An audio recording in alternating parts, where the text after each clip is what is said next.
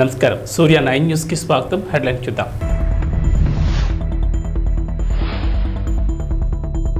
జగన్ దాడి కేసులో సతీష్ కు 14 రోజుల రిమాండ్. మహబూబాబాద్ లో కాంగ్రెస్ బహిరంగ సభ. తెలంగాణలోని పలు జిల్లాల్లో 45 డిగ్రీల ఉష్ణోగ్రతలు. ముఖ్యమంత్రి జగన్ పై దాడి కేసులో సంచలనాలు బయటకు వస్తున్నాయి. సతీష్ రిమాండ్ రిపోర్ట్ ప్రకంపనలు సృష్టిస్తోంది. అసలు సతీష్ వెనక ఎవరున్నారు, స్కెచ్ వేసింది ఎవరు అనే విషయాలు కలకలం రేపుతున్నాయి. ఆంధ్రప్రదేశ్లో సంచలనం సృష్టించిన సీఎం జగన్ పై దాడి కేసులో A1గా ఉన్న సతీష్ కు 14 రోజుల రిమాండ్ విధించింది కోర్టు. అయితే అంతకుముందు బయటకు వచ్చిన Satish remand report hot topic గా మారింది. సీఎంను అంతమొందించాలన్న ఉద్దేశంతోనే దాడి చేసినట్లు రిమాండ్ రిపోర్ట్లో తెలిపారు పోలీసులు. అదను చూసి సున్నితమైన తలభాగంలోనే కుట్ర ప్రకారం దాడి జరిగిందన్నారు. దాడి కోసం నిందితుడు కాంక్రీట్ రాయి వాడాడని తెలిపారు. A2గా ఉన్న దుర్గారావు ప్రోద్బలంతోనే A1 నిందితుడు సతీష్ దాడి చేసినట్లు స్పష్టం చేశారు. ఇక కాల్ డేటా, CCTV ఫుటేజ్ ఆధారంగా నిందితుడి కదలికలను గుర్తించినట్లు పేర్కొన్నారు. 17ని నిందితుడిని రాజరాజేశ్వరిపేటలో అరెస్ట్ చేసి సెల్ ఫోన్ సీజ్ చేశామన్న పోలీసులు అన్ని విధాలా విచారణ జరిపి తర్వాతే అదుపులోకి తీసుకున్నామని స్పష్టం చేశారు.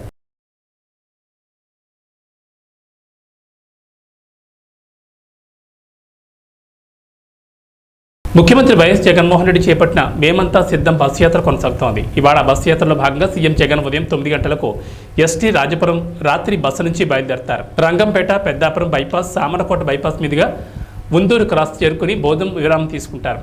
అనంతరం ముందూరు క్రాస్ కాకినాడ బైపాస్ మీదుగా సాయంత్రం 3:30 కాకినాడ అచ్చంపేట జంక్షన్ వద్ద బహిరంగ సభలో పాల్గొని ప్రసంగిస్తారు. సభ అనంతరం Pithapuram bypass, Gollaprolu bypass, Kathipudi bypass, Tuni bypass, Payakarao బ్యాటరీ బైపాస్ మీదుగా గుడిచెర్ల క్రాస్ రాత్రి బస్ శిబిరానికి చేరుకుంటారు. మీ ఇంట్లో మీ బిడ్డ వల్ల మీకు మంచి జరిగి ఉందా లేదా అన్నది మాత్రమే ఆలోచన చేయండి. మీ ఇంట్లో మీ బిడ్డ వల్ల మీకు మంచి జరిగి ఉంటే మాత్రం మీ బిడ్డకు సైనికులుగా మీరే నిలవండి అని చెప్పి సందర్భంగా కోరుతా ఉన్నా. నేటి నుంచి సీఎం రేవంత్ రెడ్డి జిల్లాల పర్యటన చేపట్టనున్నారు. ఇవాళ ఉదయం మహబూబాబాద్ లోక్సభ నియోజకవర్గ కాంగ్రెస్ అభ్యర్థి బలరాం నాయక్ నామినేషన్ కు హాజరు కానున్న సీఎం రేవంత్ రెడ్డి సాయంత్రం 4 గంటలకు హెలికాప్టర్లో మహబూబాబాద్ చేరుకుని జనజాతర సభలో పాల్గొనున్నారు. ముఖ్యమంత్రి హోదాలో తొలిసారి మానుకోటకు రానున్న సీఎంకు భారీ ఏర్పాట్లు పూర్తి చేశారు అధికారులు. ఎటువంటి అవాంఛనీయ సంఘటన జరగకుండా భారీ బందోబస్తు ఏర్పాటు చేశారు. ఇన్ఛార్జ్ మంత్రి తుమ్మల నాగేశ్వరరావు పర్యవేక్షణలో జన సమీకరణ ఏర్పాట్లు చేశారు. మహబూబాబాద్లోని ఎన్టీఆర్ స్టేడియంలో సభకు భారీ ఏర్పాట్లు పూర్తి చేశారు.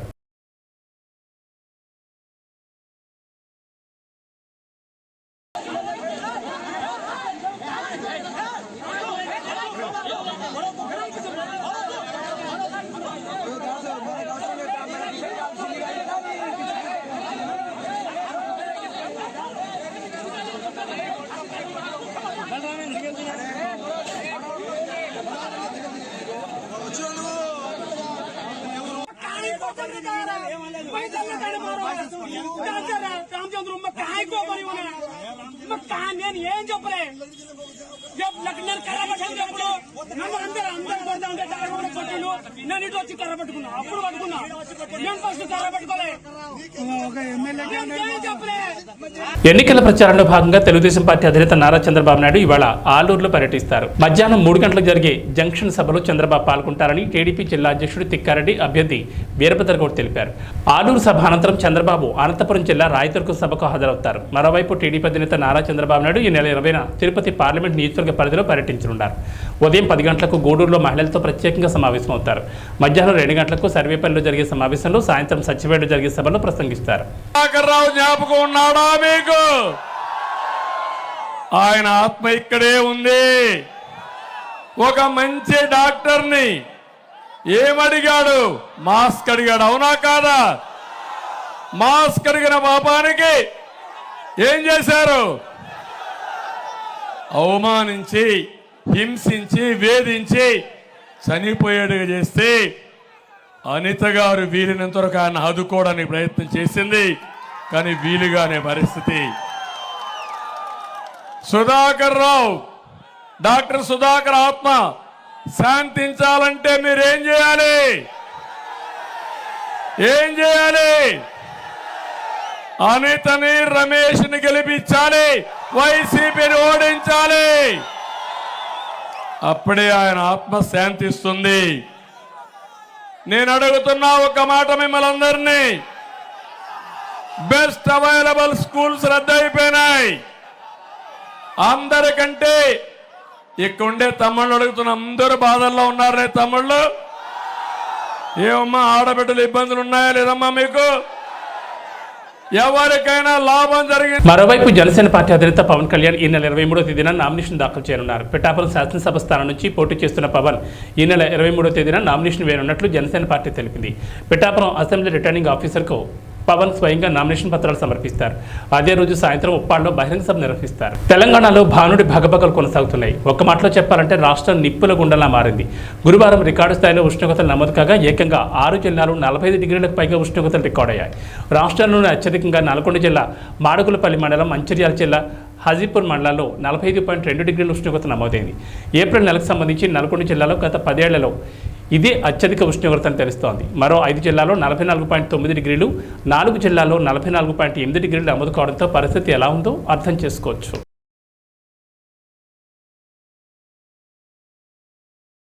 వరుస భూకంపాలు తుర్కియేను అతలాకుతలం చేస్తున్నాయి. తుర్కియే, సిరియాలో అత్యంత శక్తివంతమైన 3 భూకంపాలు సంభవించిన విషయం తెలిసిందే. రిక్టర్ స్కేల్పై భూకంపం తీవ్రత 7.8గా నమోదైంది. ఖర్మన్ మారస్ కేంద్రంగా రెండో భూకంపం 7.7 తీవ్రతతో, మూడవది 7.6 తీవ్రతతో సంభవించినట్లు అధికారులు తెలిపారు. తాజాగా మంగళవారం ఉదయం మరోమారు భూకంపం సంభవించింది. సెంట్రల్ తుర్కియే కేంద్రంగా రిక్టర్ స్కేల్పై భూకంపం తీవ్రత 5.6గా నమోదైనట్లు అధికారులు వెల్లడించారు. ఇరాన్ సదుపాయానికి వ్యతిరేకంగా ఇజ్రాయెల్ సైనిక దాడికి ప్రతీకారంగా గాజాలో యుద్ధం మరియు ఇరాన్ యొక్క అపూర్వమైన వారాంతపు దాడిపై మధ్యప్రాచ్యం అంతటా ఉద్రిక్తతలు పెరగడంతో చర్చల కోసం అధ్యక్షుడు జో బిడెన్ ఈ వారం ఇరాక్ నాయకుడికి ఆతిథ్యం ఇవ్వనున్నారు. సిరియాలో భద్రతా భయాల్లో తీవ్ర పెరుగుదల, ఇరాక్లో 2 దశాబ్దాల అమెరికన్ సైనిక ఉనికి యొక్క సాధ్యత గురించి మరిన్ని ప్రశ్నలను లేవనెత్తింది. దీని ద్వారా ఇరాన్ యొక్క సైన్యం లేదా ప్రారంభించబడ్డాయి. ఇరాక్లోని ఇర్బిల్లోని యుఎస్ పేట్రియాట్ బ్యాటరీ కనీసం ఒక్క ఇరాన్ బాలిస్టిక్ క్షిపణిని పడగొట్టిందని అమెరికన్ అధికారులు తెలిపారు. ఏపీసీసీ అధ్యక్షురాలు వైఎస్ షర్మిల శుక్రవారం నుంచి కర్నూలు జిల్లాలో న్యాయయాత్ర చేయనున్నారు. ఆలూరులో ఉదయం 10 గంటలకు ఆమె కాంగ్రెస్ శ్రేణులతో సమావేశం నిర్వహిస్తారు. సాయంత్రం 4 గంటలకు ఆదోన్లో ఏర్పాటు చేసిన బహిరంగ సభలో ప్రసంగిస్తారు. 6 గంటలకు ఎమ్మిగనూరులో బహిరంగ సభలో పాల్గొంటారు. అనంతరం షర్మిల కడపకు బయలుదేరి వెళ్తారు. 5 ఏళ్ళు అయిపోయిందన్నా, ఎన్నికలు వచ్చి మళ్ళీ ఎన్నికలు వచ్చాయి. మళ్ళీ మీ ఓట్ల కోసం అందరూ వస్తున్నారు. వాస్తవమేనా? ఎంత ఇస్తారంట ఓటుకి? ఎంత? 4,000, 5,000, 5,000, 5, 7,000. ఎవరు?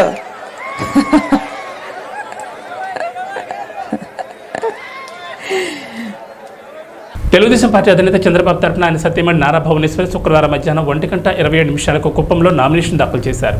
గురువారం సాయంత్రమే ఆమె కుప్పం చేరుకున్నారు. శుక్రవారం ఉదయం 10:45 ఆమె వరదరాజస్వామి ఆలయంలో నామినేషన్ పత్రాలు ఉంచి పూజలు చేశారు.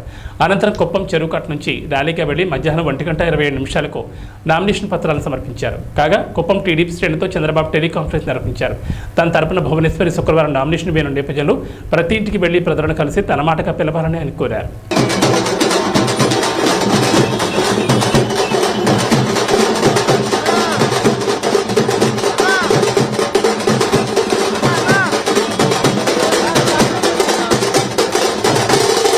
ముఖ్యమంత్రి జగన్ మాట ఇస్తే మాట తప్పరు, మడమ తిప్పరని మంత్రి బొత్స సత్యనారాయణ మరోసారి స్పష్టం చేశారు. మీడియాతో మాట్లాడుతూ విశాఖను పరిపాలనా రాజధాని చేస్తారని సీఎం జగన్ అన్నారని, మళ్లీ గెలిచిన తర్వాత విశాఖలోనే ప్రమాణ స్వీకారం చేస్తారని జగన్ చెప్పారని తెలిపారు. గ్లోబల్ ఇన్వెస్ట్మెంట్ సమిట్ నిర్వహించామని, పెట్టుబడులు వచ్చాయన్నారు. ఇన్ఫోసిస్ సంస్థ విశాఖకు వచ్చిందని, ఐటీ హబ్ కూడా అభివృద్ధి చేస్తున్నామని చెప్పారు. భోగాపురం ఎయిర్పోర్టుకు శంకుస్థాపన చేశామని, 1 ఇయర్లో భోగాపురం ఎయిర్పోర్ట్ ప్రారంభిస్తామన్నారు. మాటలు కాదు, మాది చేతల ప్రభుత్వం. రాష్ట్రంలో పోర్ట్, ఎయిర్పోర్ట్ పనులు జరుగుతున్నాయన్నారు. విద్యార్థుల తల్లిదండ్రుల సమావేశాన్ని రాజకీయం చేయడం దారుణమని, పేరెంట్స్ మీటింగ్ పెట్టకూడదని ప్రశ్నించారు. సరే, మీడియాలో కొన్ని మీడియా ఛానల్స్, పత్రికా యాజమాన్యాలు, ప్రతిపక్షాలు ఎన్ని అడ్డంకులు పెట్టినా, ఎన్ని ఇబ్బందులు పెట్టినా, ఎన్ని ఆయన మీద ఆవాకులు చావకులు మాట్లాడినప్పటికీ కూడా రోజు పరిశ్రమలు కూడా ఆయన ఆ మాటని వెనక్కి తీసుకోకుండా దాని మీద స్టికానై విశాఖపట్నంలో ప్రజలందరి సహకారంతో ఇక్కడే ప్రమాణ స్వీకారం చేయడానికి నిశ్చయించుకున్న నేపథ్యం. ఆ నేపథ్యంలో మన ఉత్తరాంధ్ర ప్రాంతం గుంతకల్ నియోజకవర్గంలో గుమ్మనూరు జయరాం ఆధ్వర్యంలో తెలుగుదేశం ఆత్మీయ సమ్మేళనం నిర్వహించారు. ఈ సందర్భంగా మాట్లాడుతూ కలిసికట్టుగా పనిచేసి తెలుగుదేశం పార్టీని గెలిపించుకుందామని అన్నారు. ఈ కార్యక్రమంలో తెలుగుదేశం పార్టీ నాయకులు పాల్గొన్నారు. నలుమూలల నుంచి విచ్చేసినటువంటి కార్యకర్తలకు, నాయకులకు, శ్రేయోభిలాషులకు, పాత్రికేయులకు ప్రతి ఒక్కరికి పేరు పేరున ధన్యవాదాలు తెలుపుకుంటాము. ఈరోజు ఆత్మీయ సమావేశం ఏర్పాటు చేసుకున్నాం. ఇందులో చాలా చక్కగా మాట్లాడారు, కొన్ని విషయాలు నేను చెప్పాను. మాయాజీ గురించి ఏ విధంగా ఉంటుంది, ఏ విధంగా మన తెలుగుదేశం ప్రభుత్వం ఉన్నప్పుడు ఏ విధంగా చేశారు మైనార్టీస్కి అనే విషయాన్ని కూడా మీకు వివరించారు. అదేవిధంగా బీజేపీ జనసేన పొత్తులతో మనం కూటమి ఏర్పాటు చేసుకుని ఈరోజు కూటమి అభ్యర్థిగా జయరాం గారిని ఏర్పాటు చేసి నిలబెట్టాము. అదేవిధంగా ఎంపీ అభ్యర్థిగా మన అంబికా లక్ష్మణ్ గారిని అభ్యర్థిగా నిలబెట్టాము. మరి వీళ్ళిద్దరిని మనం అందరూ గెలిపించుకునే బాధ్యత మన అందరిపైన ఉంటుందని మీకు అందరికీ తెలియజేస్తున్నాను. అయితే ప్రభుత్వ విధి విధానాల్లో చాలా లోపాలు ఉండి ఈరోజు పెద్ద అసమ్మతి అనేది ఏర్పడింది. కనుక ఈరోజు ఈ ప్రభుత్వం పైన మనం అందరము ఈ ప్రభుత్వం చేస్తున్న పరిస్థితి అంటే దుష్టమైన చర్యలను ప్రజల్లో తీసుకోవాల్సిన బాధ్యత ప్రతి ఒక్క కార్యకర్త పైన ఉందని మీ అందరికీ తెలియజేస్తాను. రాబోయే దినాల్లో ఖచ్చితంగా వచ్చేది తెలుగుదేశం ప్రభుత్వమే. చంద్రబాబు ముఖ్యమంత్రి అవుతాడు. చంద్రబాబు ముఖ్యమంత్రి చేయాలంటే మన కాన్స్టిట్యూన్సీ తరఫున మన పార్లమెంటు అభ్యర్థులను ఇద్దరిని గెలిపించుకునే బాధ్యత మనందరిపైన ఉంటుంది. ఇందులో కొన్ని లొసుగులు ఉన్నాయి, చిన్న చిన్న లొసుగులు, కొత్త పాత కలయికల వల్ల. అదేవిధంగా పార్టీ జనసేన సహాయ సహకారాలు, అదేవిధంగా కొత్త వాళ్ళను విస్మరించని నేను చెప్పడం లే, కొత్త వాళ్ళని కూడా కలగేసేసుకుని వాళ్ళకి న్యాయమైన పద్ధతితో, అదేవిధంగా జనసేన బీజేపీ నాయకులు కార్యకర్తలు ఉన్నారు కనుక వాళ్ళకి న్యాయం జరిగే విధంగా ముందుకు పోతామంటే నాయకులు అనేవాడు ముందుకు 4 ఏళ్ల పాటు సక్సెస్ఫుల్లో నడుస్తూ పోతాం కనుక ఈ దృష్టిలో ఉంచుకొని ప్రతి ఒక్కరు ముందుకు పోవాలి. మరి కాలం చాలా మాట్లాడుతూ పోతే వైసీపీ గవర్నమెంట్ గురించి చెప్పాలనుకుంటే ఒక రోజైనా టైం చాలా తక్కువ అవుతుంది. ఇప్పుడున్న పరిస్థితులు టైం చాలా తక్కువగా ఉంది కనుక ఇంకా నాయకులు చాలామంది మాట్లాడవలసి ఉంది కనుక వాళ్ళని మాట్లాడే విధంగా మీరందరూ సహకరించి ఈ కార్యక్రమంపై కనుక మీరందరూ ఇంకొకసారి మీకు మనవి చేస్తున్నా, నాకు ఇచ్చిన సహాయ సహకారాలు ఇప్పుడు ఉన్నటువంటి వ్యక్తికి కూడా ఇచ్చి మీరు ఆదరిస్తారని మనస్ఫూర్తిగా కోరుకుంటూ సెలవు తీసుకుంటున్నారు. గోపాలపురం నియోజకవర్గం తెలుగుదేశం ఎమ్మెల్యే అభ్యర్థి మందిపాటి వెంకటరాజు అట్టహాసంగా నామినేషన్ ఇస్తారు. ఈ సందర్భంగా మాట్లాడుతూ మే 13వ తేదీన జరగబోయే సార్వత్రిక ఎన్నికల్లో తనను అఖండ మెజార్టీతో గెలిపించాలని కోరారు. ఈ కార్యక్రమంలో తెలుగుదేశం, బీజేపీ, జనసేన నాయకులు పెద్ద ఎత్తున పాల్గొన్నారు. సమన్వయంతో ముందుకు రావడం, ఇక మాకు గెలుపు మీద కాదు, మేము మెజారిటీల మీదే మేము లెక్కలు కట్టుకుంటున్నాం. ఖచ్చితంగా ఈ ఆంధ్రప్రదేశ్ రాష్ట్రంలో 175 నియోజకవర్గాల్లో ఒక బలమైన నియోజకవర్గంగా ఎన్డీఏ ప్రభుత్వానికి, అదేవిధంగా ఒక భారీ మెజార్టీ ఇచ్చే నియోజకవర్గంగా గోపాలపురం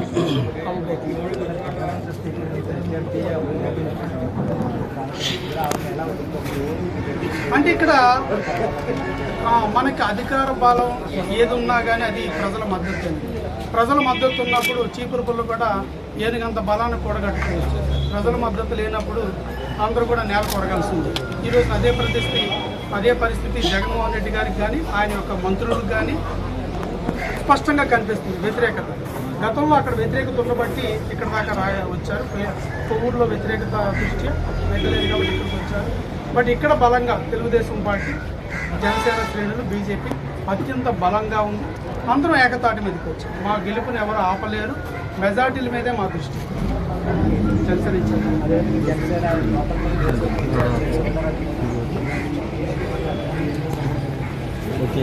ఓకే, అవ్వడం ఏంటంటే ఇది ఆల్రెడీ అడ్రస్ వచ్చింది కదా. కేవలం జనసేన పార్టీ అధినేత పవన్ కళ్యాణ్ గారు వారి యొక్క త్యాగ ఫలితం ఈరోజు 3 పార్టీలు ఒక కూటమిగా ఏర్పడడం జరిగింది. ఎప్పుడూ లేదు చరిత్రలో. 14లో సపోర్ట్ చేస్తాం ఓన్లీ బేషరతుగా. ఈరోజున అలా కాకుండా 3 కోటాలు కూడా వీళ్ళకి ఎన్ని సీట్లు, వీళ్ళ ఎన్ని సీట్లు వీళ్ళు.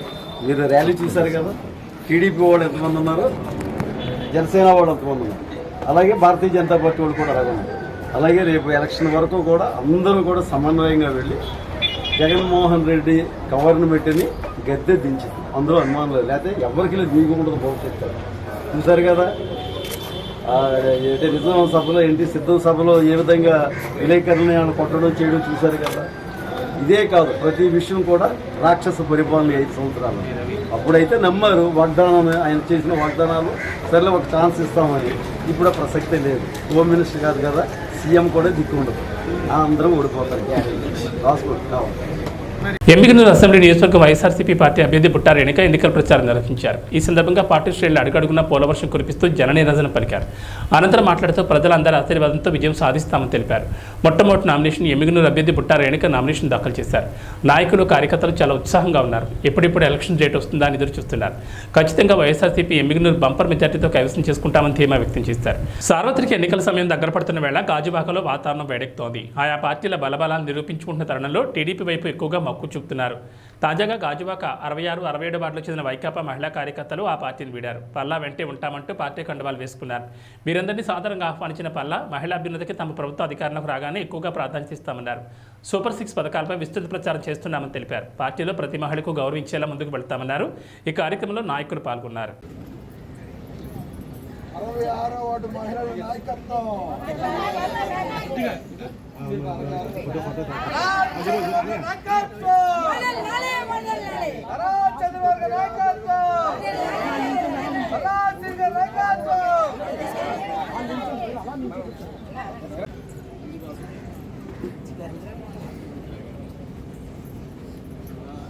నారా చంద్రబాబు నాయుడు గారి నాయకత్వం,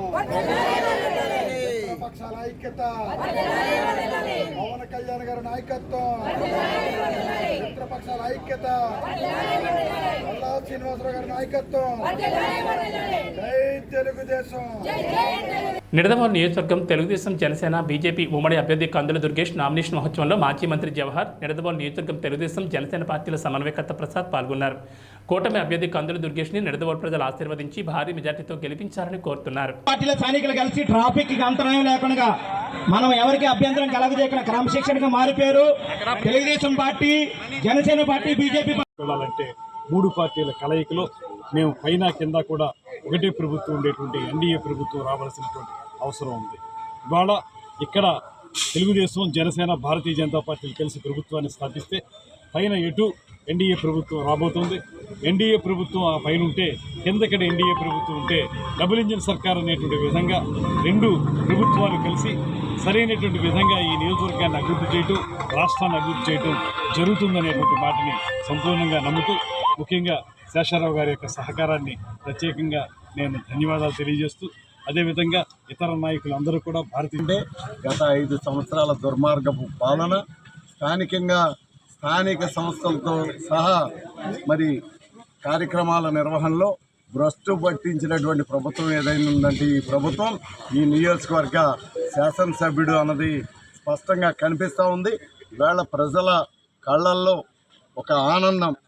ఈ నియోజకవర్గానికి రాబోయే రోజుల్లో మంచి జరగబోతూ ఉంది. అది జరిపించుకోవడానికి మనం అందరం కూడా రోడ్డు మీదకి రావాలి అని రోడ్డుపైకి వచ్చి ఈవేళ కార్యకర్తలు, నాయకులు, లేకపోతే అభిమానులే కాదు, ప్రజానీకం కూడా ఈరోజు వెల్లువల రోడ్డుపైకి వచ్చి ఈ నామినేషన్ కార్యక్రమాన్ని ఎంత విజయం చేకూర్చారంటే భవిష్యత్తులో ఇంకా ఉన్నది ఒక అఖండ విజయం అన్నది నేను తెలియజేస్తూ, వైసీపీ నామరూపాలు లేకుండా దరిదాపుల్లో కూడా కనిపించకుండా పోబోతుంది అన్నది నేను మీకు అందరికీ కూడా తెలియజేస్తూ, ఈ విజయాన్ని ఇంతటి గొప్ప ఆదరణ చూపించినటువంటి నిడదవోలు నియోజకవర్గ ప్రజానీకానికి అందరికీ ప్రత్యేకమైనటువంటి ధన్యవాదాలు తెలియజేసుకుంటూ సెలవు తీసుకుంటాం. జనసేన, తెలుగుదేశం, భారతీయ జనతా పార్టీల ఉమ్మడి అభ్యర్థిగా ఈరోజు నిడదవోలు నియోజకవర్గం శాసనసభ స్థానానికి అభ్యర్థిగా నామినేషన్ వేయడం జరిగింది.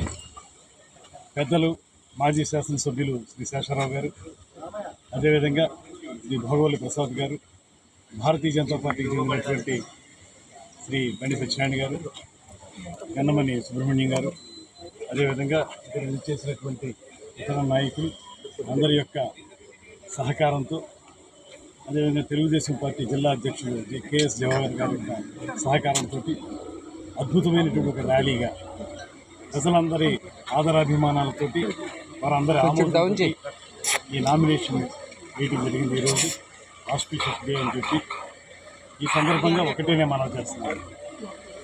5 సంవత్సరాల వైఎస్ఆర్ కాంగ్రెస్ ప్రభుత్వం ఈ రాష్ట్రానికి ఏ రకమైనటువంటి అభివృద్ధిని సాధించి పెట్టలేదు. అదేవిధంగా సంక్షేమం కూడా అరకొరగా సాగుతున్నటువంటి సందర్భంలో ఈ ప్రభుత్వం యొక్క అప్రజాస్వామిక విధానాలని మనం కాలదన్నాలి. అదేవిధంగా ప్రజాస్వామిక ప్రభుత్వాన్ని తీసుకురావాలనేటువంటి ఆలోచనతోటి 3 ప్రధాన పార్టీలు ఒక వేదిక మీదకి వచ్చి ఒక సుపరిపాలన అందించడానికి ఈ ఎన్నికల్లో పోటీ చేస్తూ ఉన్నాయి. ఈ ఎన్నికలు ఈ రాష్ట్రానికి సంబంధించి చాలా కీలకమైనవి. ఒక దుర్మార్గపు ప్రభుత్వాన్ని ఇంటికి సాగనపడానికి, అదే సమయంలో రాష్ట్ర ప్రజలకి అభివృద్ధితో కూడినటువంటి సంక్షేమం ఇవ్వడానికి ఇది నాంది పలకబోతుంది. ముఖ్యంగా మన నిడదవోలు నియోజకవర్గం విషయానికి వచ్చేటప్పటికి ఇవి బులెటిన్ విశేషాలు. నమస్కారం.